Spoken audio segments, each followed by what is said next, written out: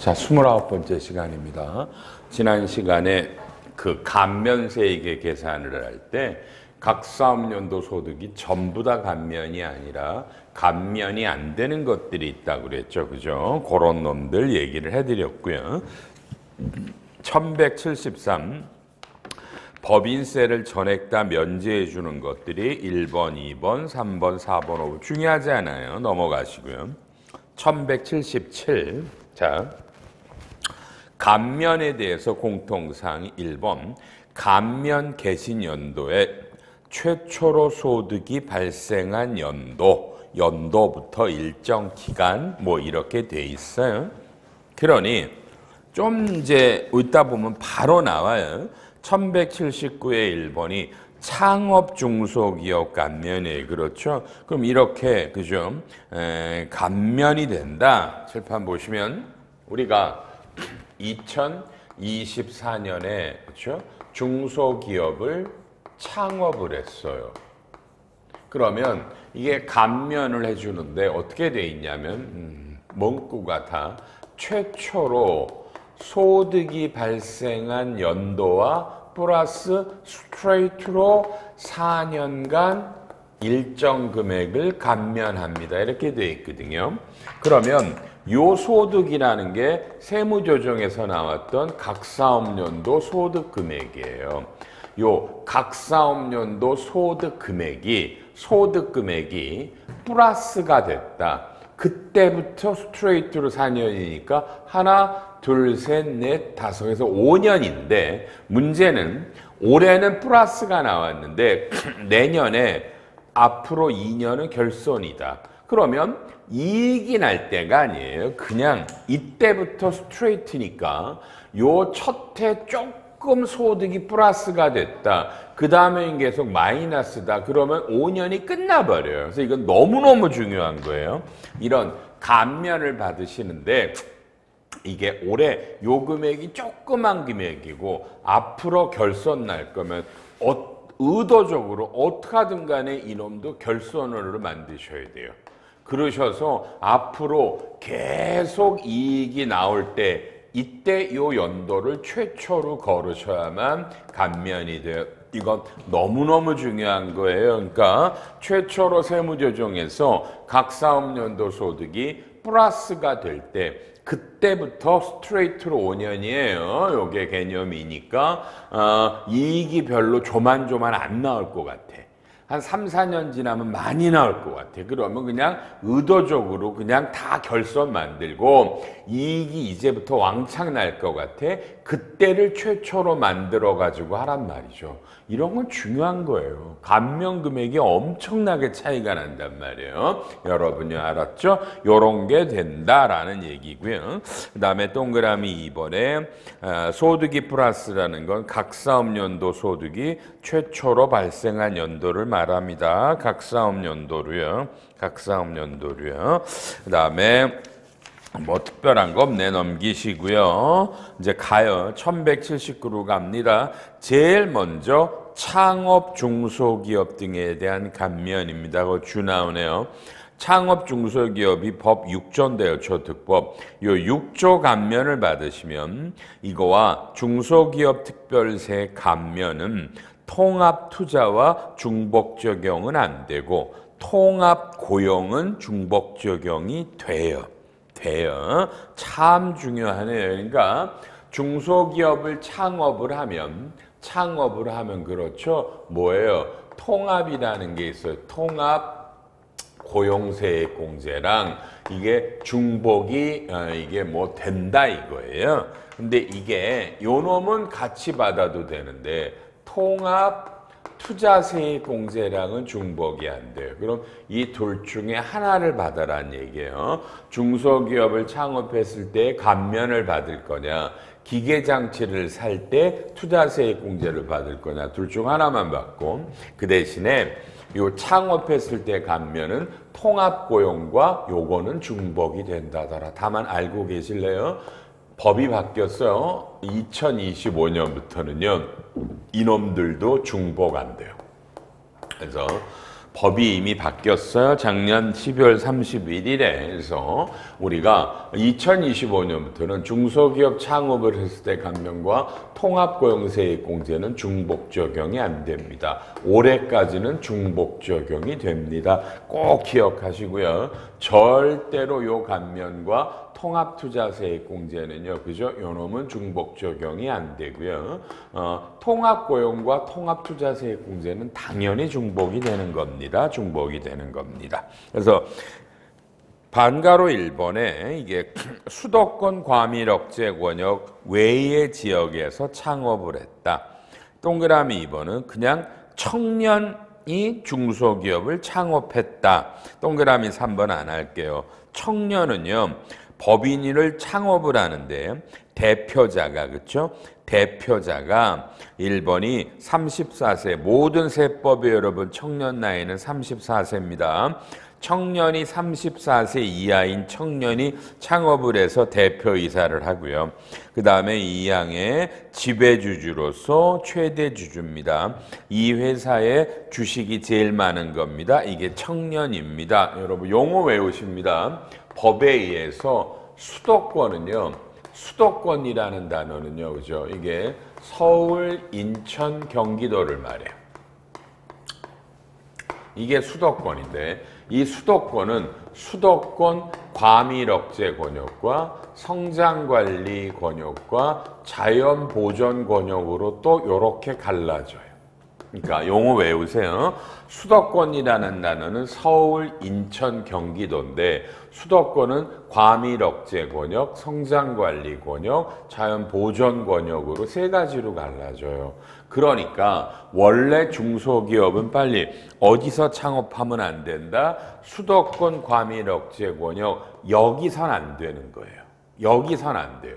근데 대부분이 실제로는 여기서 창업을 하거든요. 그래서 수도권 과밀 억제 권역에서 창업하시는 거는 감면이 안 되고요. 안 되고요. 그런데 요거 이외에 수도권 안에서 이런 데 창업하거나 하고는 수도권 밖에서 창업하는 게 되는 거예요. 그러니까 수도권에서도 요 성장 자연보존 공역 창업은 되고 수도권 서울, 인천, 경기도 밖에서 중소기업을 창업하면 되는데 문제는 수도권 과밀 억제 권역은 청년이 중소기업을 창업한다. 청년이 대표자가 되고 대표이사가 되겠고요. 최대주주다. 이러면 되는 거예요. 이러면 수도권도 된다더라. 이런 게 됩니다. 그러니까 수도권 과밀 억제 권역에서는 청년 기업만 되는 겁니다. 그렇죠? 요거 되셨고요. 그 다음에 밑에 점에 가서 그렇죠? 뭐라고 돼 있어요?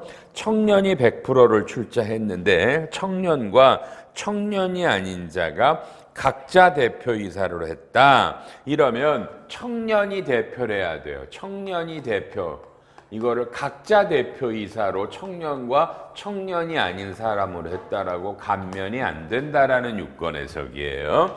유권 해석을 잘 보셔야 돼요. 저특법은요. 그러니까 청년은 청년이 대표이사라고 청년이 최대주주다 이렇게 되어 있는데 각자 대표이사를 넘겨보니까 안 된다고 써있죠. 감면이 안 된답니다. 이런 얘기들 유권 해석들이 많습니다. 쭉 보셔야 되겠습니다. 그렇죠? 읽어보시고 반가로 이번에 감면 금액은 창업 및 지정이라는 건 오른쪽에 벤처를 말해요. 그건 최초로 소득이 발생한 연도와 그 다음 연도부터 4년, 좀 전에 한 5년간 동그라미 1번 가 수도권 외에서 창업한 청년입니다. 수도권 외에서 청년은 100%고요. 원래는 50%고요. 수도권 과밀 억제 권역 창업한 청년은 50%예요. 그러니까 원래는 청년이 아니면 수도권 과밀 억제 권역 밖에서 창업한 게 50%예요. 뭐에 50%예요? 산출세액에서 우리 했었죠? 분모가 과표분해, 분자가 감면 소득 2월 결손금에서 뺀 거 여기에 50%단 이 말이에요. 근데 청년은 수도권 밖에서 창업하면 전액 다 해주겠다. 수도권에서는 50%만 해주겠다. 청년이 많은 우대가 되는 겁니다. 이런 공제율들이 있고요. 점들이 나오죠. 수도권 과밀 억제 권역에서 창업을 했을 청년이 50% 감면이 되는데 그러다가 수도권 과밀 억제 권역 여기서 하다가 밖으로 갔어요. 그죠? 밖으로 갔어요. 이럴 때 이거나 그래도 처음 시작을 50%로 가니까 이거는 50% 감면입니다 라고 나왔고요. 청년이 수도권에서 과밀 억제 권역 창업했으나 수도권 과밀 억제 권역으로 이전했다. 그래도 계속 50%다. 요 말을 많이 물어봤다라는 거예요. 요 말을 물어봤어. 그러니까 조세특례제한법은 많은 유권 해석이니까 읽어보시고요. 가로 이번에는 이렇게 그냥 중소기업을 이런 데서 창업해도 감면이 되시고요. 또 2항에 가면 벤처 기업 육성에 관한 특별법, 작년 연도 중에 원래 법이 특별조치법인데 그 조치라는 말을 없앴어요. 벤처기업 육성에 관한 특별법에 따라 벤처기업에 해당하는 기업의 창업 후 3년 이내에 벤처 확인을 받았다. 창업 후 3년 안에 벤처 확인을 받으면 요것도 또 이런 감면이 되는 거예요. 감면이 돼요. 그렇죠? 이것도 기본적으로 5년간 50%입니다. 그러니까 뭐 벤처다. 벤처 기업도 감면해 준다. 좋죠. 뭐 벤처들이 감면 받으니까. 벤처 감면해 주는 거는 너무 당연할 것 같지 않으세요? 당연할 것 같지 않으세요? 그렇죠? 그러니까 벤처라는 말의 핵심은 뭐죠? 수도권 어디서 창업이라는 말이 없잖아요. 그러니까 벤처는 수도권에서 창업을 한 것도 된다라는 거예요. 아무리 읽어봐도 처음에 볼 때는 수도권 밖, 중수 청년은 수도권 과밀 억제 권역도 돼. 근데 기본이 수도권 밖이잖아요. 벤처는 어디서 창업하란 말이 없죠. 그래서 수도권 안에 있는 수없이 많은 기업들이 있는데 창업한 그게 창업 후 3년 이내 벤처 확인을 받으면 감면이 된다. 50%다. 차이점 아시죠? 좀 전에 봤던 건 밖에서 수도권 밖에서 창업하는 원칙이고요. 요놈은 수도권도 된다라는 얘기가 돼요. 5년간 되고요. 그다음에 1182에 반가로 5번 중요해요. 요거 한번 읽어보세요.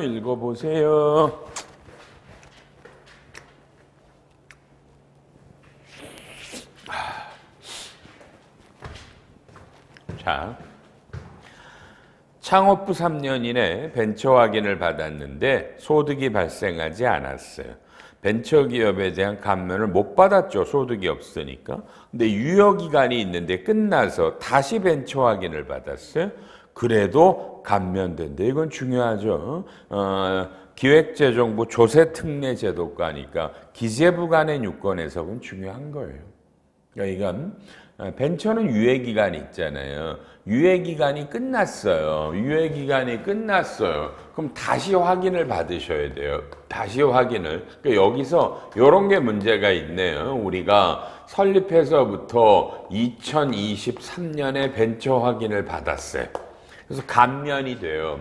근데 이게 이제 2025년이 됐는데 이게 확인이 유효기간이 끝났어요. 그럼 다시 벤처기업으로 재확인, 재지정을 받아야 되는데 이걸 못했다.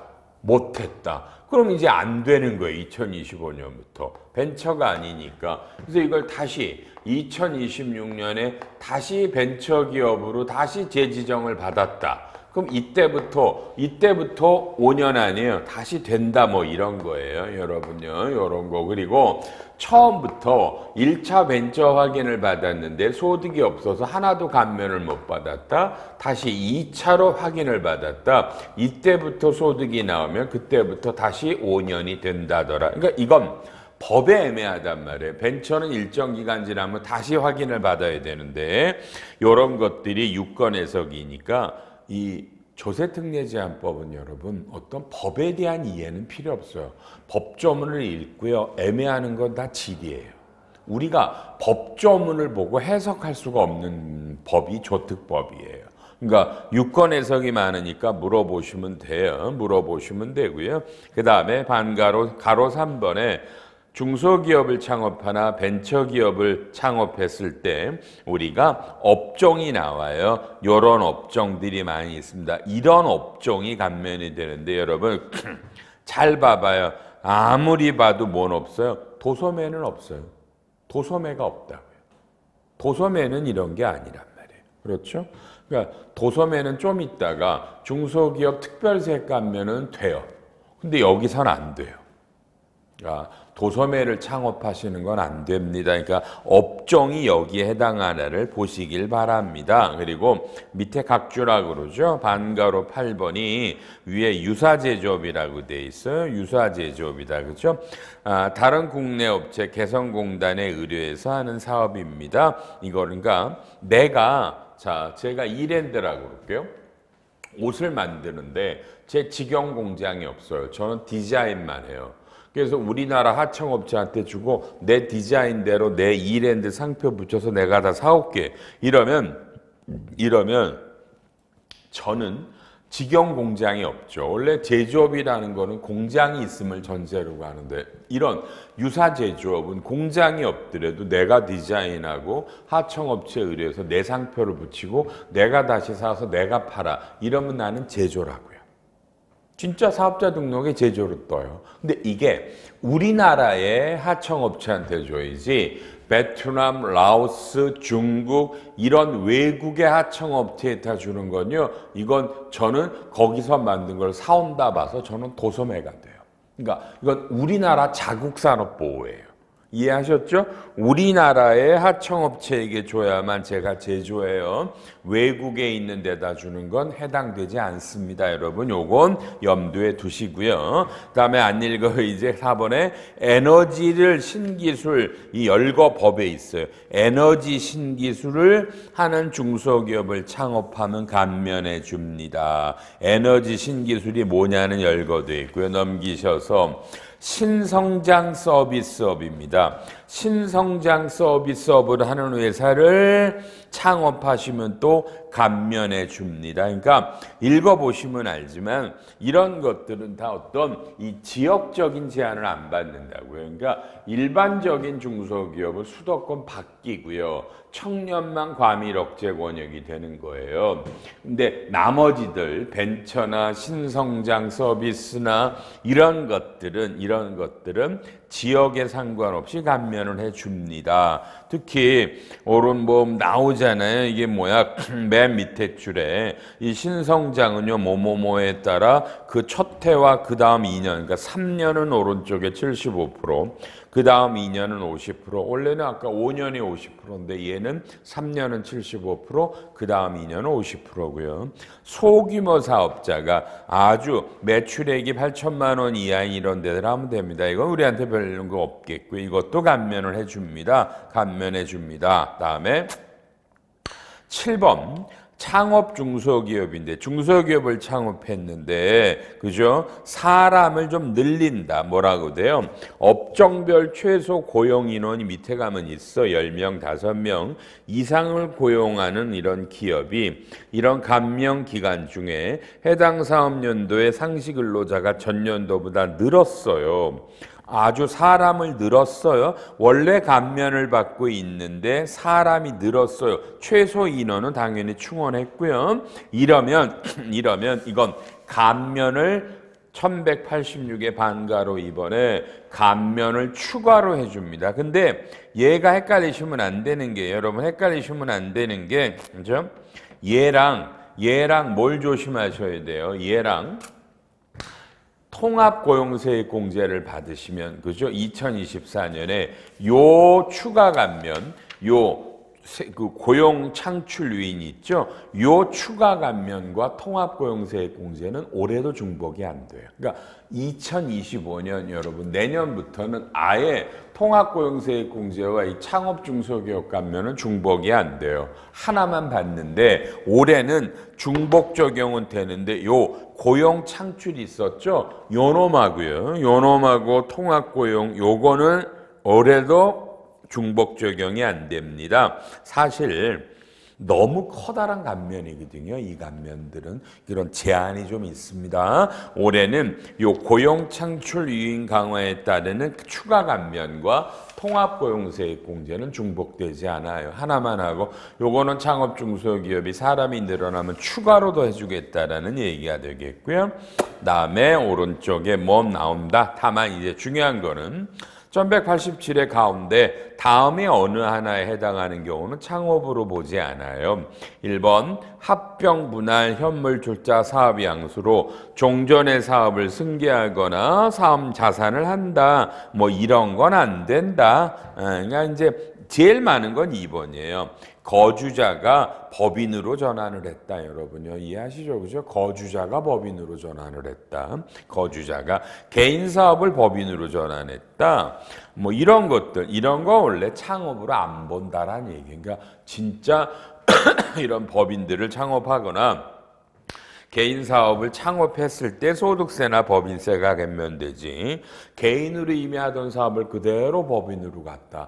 또는 이런 거죠. 저 법인이 있는데 내가 법인 하나 만들어서 저 법인에 있는 걸 그대로 사업 양수로 퍼왔다. 자산을 다 사왔다. 뭐 이런 건 창업으로 볼 수가 없잖아요. 그러니까 꽤 까다로워요. 창업으로 볼 거냐 안 볼 거냐. 요거 조심하셔서 읽어보셔야 되겠고요. 다음에 됐나요? 나머지 또 추록분 항상 여러분 있으니까 읽어보시고요. 1189페이지에 가서 수도권은 서울, 인천, 경기도를 말하고요. 이거는 과밀억제 권역, 성장관리 권역, 자연보존 권역, 그러니까 세 가지 권역으로 나눠져요. 역시 과밀억제 권역이 제일 중요하겠죠. 여긴 사람이 많으니까 그러니까 과밀억제 권역에서 그래서 이런 데서 창업하는 건 원래 안 되는 거란 말이에요. 그렇죠? 그러니까 과밀억제 권역이 있는 건 밖으로 나가든 아예 수도권 밖으로 가든 조심해요. 성장과 자연보존 권역도 수도권이에요. 그러니까 과밀억제 권역에서 같은 수도권이지만 성장이나 자연보존으로 가는 경우가 있고 수도권 밖으로 가는 경우들이 있어요. 밖으로 가는 경우들이 있어요. 이런 거 조심해서 해주시고요. 동네를 외우실 수는 없어요. 보시는 거고요. 다음 1190페이지에 가서 맨 밑에 4번에 최저한세 적용입니다. 창업도 당연히 최저한세는 걸려요. 이게 뭐 최저한세가 빠져나갈 수는 없었죠. 제가 최저한세 안 걸리는 건 중소기업의 R&D 세액공제와 공장이나 본사를 수도권 밖으로 이전하는 것들이 최저한세 안 걸린다고 그랬죠.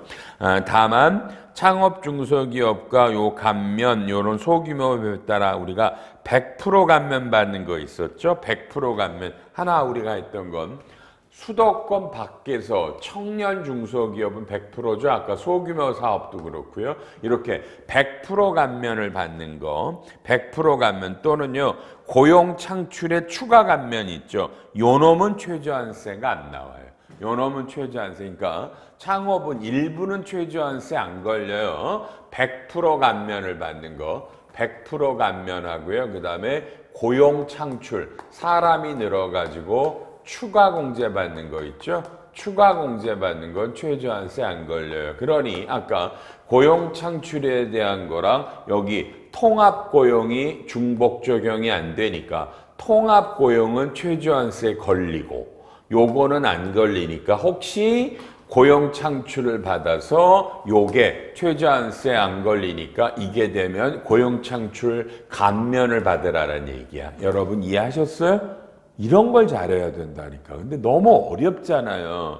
창업 중소기업인데 사람이 늘었어. 통합고용세액 공제를 받아도 되고 고용 창출에 따르는 감면을 추가로 받아도 되는데 둘이 중복은 안 되는데 그죠? 요건 최저한세 안 걸리니까 이게 유리하면 이걸 받아라. 내년부터는 무조건 통합고용과 창업 중소기업은 아예 감면이 배제되니까요. 요런 거. 그리고요. 밑에 농특세는 비과세합니다. 농어촌 특별세는 비과세됩니다. 농특세는요. 그러니까 농특세는 앞에서 했죠. 중소기업은 농어민보다 더 중요한 거예요. 그래서 요 감면은 안 받습니다. 오른쪽에 나오네요. 요 창업 중소기업의 감면은 고용 증대와 중복이 되는데 7항에 따라 7항이 고용창출 감면 추가 감면이에요. 요놈은 그죠? 고용증대세액공제 통합고용과 동시에 적용이 되지 않는다. 127조 사항이에요. 올해는요. 내년에는 아예 법이 어떻게 바뀌어요? 창업 중소기업 감면은 아예 통합고용세액공제와 동시에 적용하지 않는다. 이렇게 법이 이미 바뀌었어요. 2025년에. 다시요. 2025년에는 요 창업 중소기업 감면과 통합고용세액공제는 아예 중복이 안 돼. 하나만 받는 거고요. 하나만 받는 거고요. 그렇죠? 그러니까 선택을 하라는 얘기고 올해는 원래는 창업 중소기업 감면과 통합고용이 중복 적용이 돼요. 다만 고용 증대한 놈, 요 놈에 대한 추가 감면은 선택해야 된다. 이런 말이 나옵니다. 아주 기가 막히죠. 하여튼 여기서 제일 중요한 건 처음에 창업을 할 때 문득 소득이 조금 나오면 스트레이트로 5년간 감면인데 이익이 나도 조금밖에 없으면 감면도 없고 또 결손이고 그러니까 이게 조금 나면 아예 결손을 만들어라. 아예 결손을 만들어서 이제 제대로 이익이 날 거야. 그러면 그때부터 플러스로 만들어서 5년간 50% 기본감면 또는 추가 공제들 또는 100% 감면을 받으라는 얘기입니다. 이런 얘기들 조심해서 주시고요. 그러니까 창업을 할 때 가장 먼저 알려줘야 됩니다. 네가 창업을 하면 된다. 중소기업 정의는 아시니까 이런 게 조특법 6조고요. 이제 조특법 7조로 갑니다. 조특법의 7조는 이건 특별세 감면입니다. 중소기업입니다. 박스 한 5초만 보세요. 빨리 5초만 보세요, 여러분요. 빨리 보세요.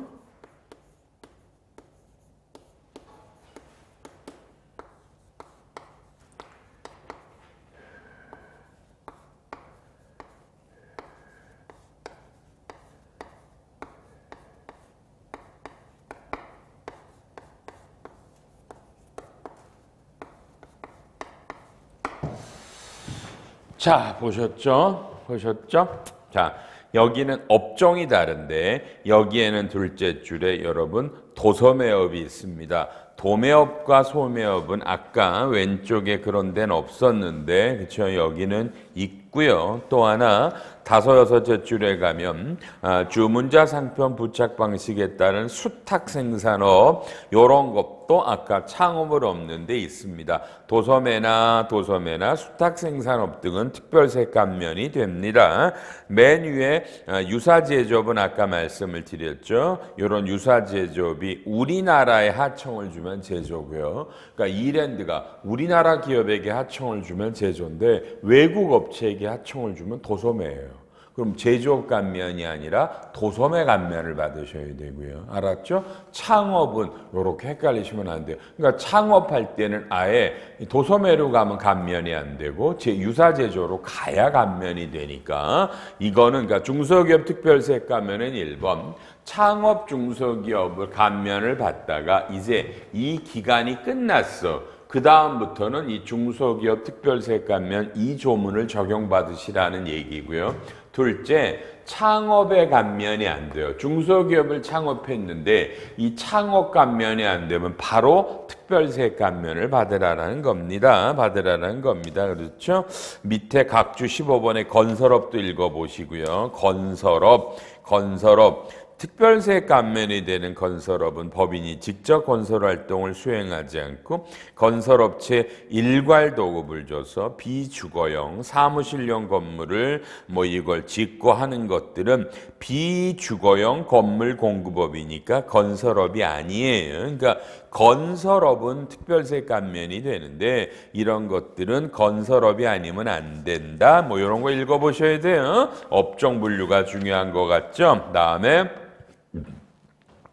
1192에 6번에 보시면 해당 기업이 자기의 제품을 직접 제조하지 아니하고 국에 소지하는 현지 자회사 의뢰에서 제품을 제조한 후 직접 판매합니다. 이런 업은 도소매입니다. 도매입니다.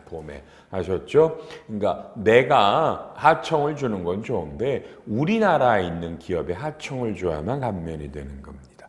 외국에 있는 건 아예 도매소매로 가서 그쵸? 요 창업 감면이 아니라 특별색 감면 중에 도소매가 감면율이 다르다라는 얘기예요.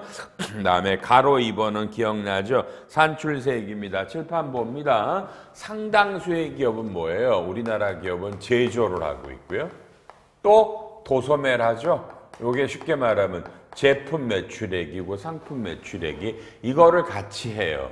그러면 우리가 어떤 기준으로라도 이거를 뭐예요? 그렇죠, 여러분요? 각 사업연도 소득 금액을 제조와 도소매로 갈라야 돼요. 갈르셔야 돼요. 걸르셔야 돼요. 그렇죠? 이거 조심하셔야 돼요. 왜냐하면 제조업에 대한 감면율과 도소매에 대한 감면율이 달라서 우리 회사 근데 또 하나 또 기억나잖아요. 뭐예요? 그죠? 감면 업종에 해당하지 않는 거. 여기 빨리 뭐예요? 이자 수익, 배당금 수익, 그렇죠? 유가증권, 뭐 유형자산, 처분, 뭐 손익, 처분 손익, 그렇죠? 손익, 이익일 수도 있고 손해도 있으니까 이런 건 감면이 아니잖아요. 그래서 요렇게 이 토탈이 각 사업연도 소득인데 이 토탈의 세무조정한 각 사업소득을 제조업에 대한 거, 도소매에 대한 거, 감면이 안 되는 걸로 갈라내고 또 거기에 2월 결손금이 있으면 2월 결손금을 요 소득 금액 비율로 각자 빼서 그죠? 각자 빼서 요 과표, 그죠? 그래서 원래 공식이 이 전체 과표에다가 때리는 산출세액에서 분모가 과표니까 내 분자가 여기서 요 소득에서 2월 결손금을 뺀 거, 2월 결손을 뺀 거 거기다가 감면율이 다 다르다니까요. 감면율이 제조와 도소매가 요게 감면이 되는 거예요. 그래서 보통 제조와 도소매를 같이 하는 기업이 많고 요런 놈들은 감면이 안 되니 전체를 세 가지로 갈라서 이렇게 하고 2월 결손금도 안 벌어요. 그러면 이 각 사업연도 소득을 제조업에 해당하는 소득, 도소매 소득 요런 건 어떻게 갈라요? 이건 좀 이따 나오겠죠. 가르는 방법이 요런 거고요. 감면율을 보시면 여러분이 본점이나 사업장이 수도권, 서울, 인천, 경기에 있으면 보시면 알죠. 중기업은 안 되고 소기업만 도소매는 10%, 나머지는 20%고요. 수도권 밖에 있으면 도소매는 중기업은 5, 일반 소기업은 10, 요 이외는 15, 30. 헷갈리면 안 돼요. 수도권 안에는 여러분 중기업은 감면이 안 돼요. 중기업은 좀 이따 하지만 중기업은 안 되고 소기업만 도소매는 10%, 나머지는 20%. 그러니까 본점과 사업장이니까 보세요. 여러분의 본사가 본점이 여러분 이게 수도권 서울, 인천, 경기도에 있으면 지방에 있는 것들도 전부 다 소기업일 때만 10%, 20%예요. 그러니까 본점이 여기 있으면 다 걸려요. 본점이 있으면 모든 것들을 다 그러니까 헷갈리시면 안 되죠, 여러분이. 그렇죠? 본점은 수도권에 있고 나머지가 지방에 있다. 안 돼요. 본점이 수도권에 있으면 전부 다 중기업은 안 되고 소기업만 도소매는 10%, 나머지는 20%고요. 그다음에 본점이 수도권에 없으면 거꾸로죠. 거꾸로 뭐냐면 지방에 본점이 있고 수도권에 나머지 지점이 있을 수 있어요. 이럴 때는 어쨌든 지방이면 오른쪽에 있는 것들 이렇게 50, 15, 30이 걸리고 지점이 수도권 안에 있으면 이건 소기업에 한해서만 되고 이게 갈라져요. 갈란가? 이렇게 되면 한 회사지만 이게 본점과 지점이 있으면 이 둘을 갈라서 요 전체 이놈을 또 요렇게만 가르는 게 아니라 이놈을 지방에 있는 놈과 수도권에 있는 놈으로 또 갈르니까 이게 얼마나 복잡해요. 다만 웬만하면 다 중소기업들이니까 전부 다 수도권에 있든지 전부 다 수도권 밖에 있든지 하겠지만 제일 어려운 게 본점은 수도권 밖에 있고 지점이 수도권에 있으면 갈라서 갈라야 돼요. 감면율이 다르다라더라. 이런 것들 조심해 주시고 이번에 요 중소기업 특별세 감면은 아무리 많아도 한도가 있어요. 원칙은 1억이에요. 그러니까 감면이 아무리 많아도 1억밖에 안 돼요. 이게 크게 안 돼요. 1억이란 한도인데 가에 가서 이것도 또 올해 사업자 사람 수가 전년도보다 줄면 한도는 1억인데 상시 근로자가 줄면 준 사람당 500만 원씩 또 빼요. 그럼 1억 원이 안 될 수도 있어요.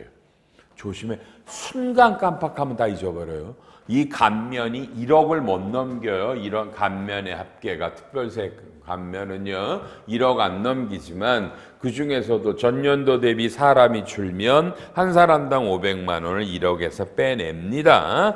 동그라미 3번. 자, 본점 사업장 기준이 법인 본점이 수도권 안에 있으면 모든 사업장은 수도권 안으로 위 감면을 적용을 합니다. 그렇죠? 그러니까 요게 위에 대해서 중기업은 아예 안 되는 게 있고요. 본점이 수도권 바뀌고 뭐 나머지가 본점이 아닌 다른 사업장이 수도권 안에 있을 때 수도권 밖에 있는 거는 미 이런 거 안에 건 이렇게 갑니다. 아까 말하지만 4번의 수도권은 서울, 인천, 경기도를 말한다고 그랬고요. 이제 자 소기업이라는 건요. 자, 여기다 해볼까요?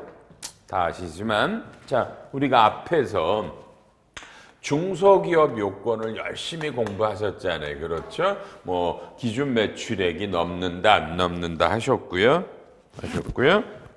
이해해요. 근데 중소기업은 소기업과 중기업으로 갈라져요. 그래서 우리나라 법은 그러니까 중소기업에 해당이 될 때만 소와 중으로인데 중에 대한 정의는 없어요. 소기업이 아니면 중이고 소기업이면 소기업이고요.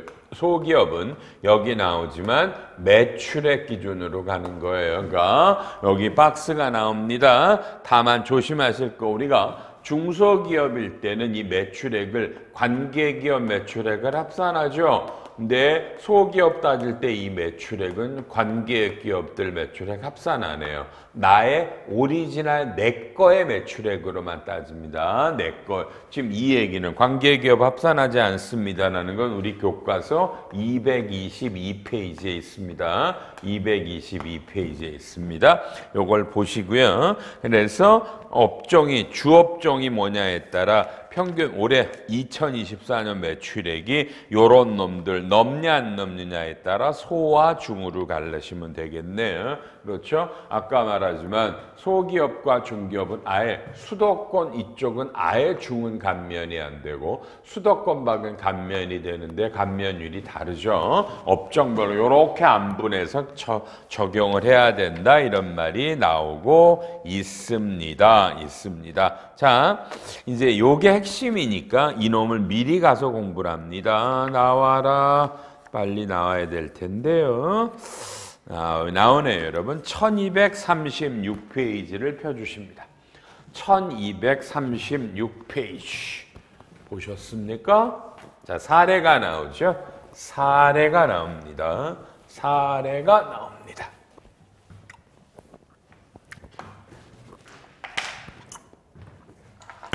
자, 이 사례는 수진 주식회사라고 부르는군요. 수도권 안에 있고 소기업이랍니다. 이 회사는 제조가 있고 제품 매출이익이 있고 도소매가 있나 보네요. 판매 부분이. 공통은 아까 제가 말했죠. 감면이 안 되는 놈을 말하는데 자, 손익계산서에 보면 보통 어떻게 돼요? 제품 매출액 3억 2,500 상품 매출액 1억 7,500, 매출 합계 5억이라고 떴겠고요. 매출 원가도 제품 매출 원가 2억 900, 상품 매출 원가 1억 4,100, 상품 매출 원가계는 3억 5천. 이래서 매출과 매출 원가는 말이죠. 제조업과 도소매가 갈라져서 나오죠. 이렇게 해서 구해내셨고요. 그러니까 매출 총이익은 제조와 도소매를 갈라냈는데 판관비가 제조 쪽에 해당하는 건 1,500이고 도소매는 1,000만 원이고 공통이 2,000원. 그러니까 이걸 원래 갈라낼 수 있냐죠.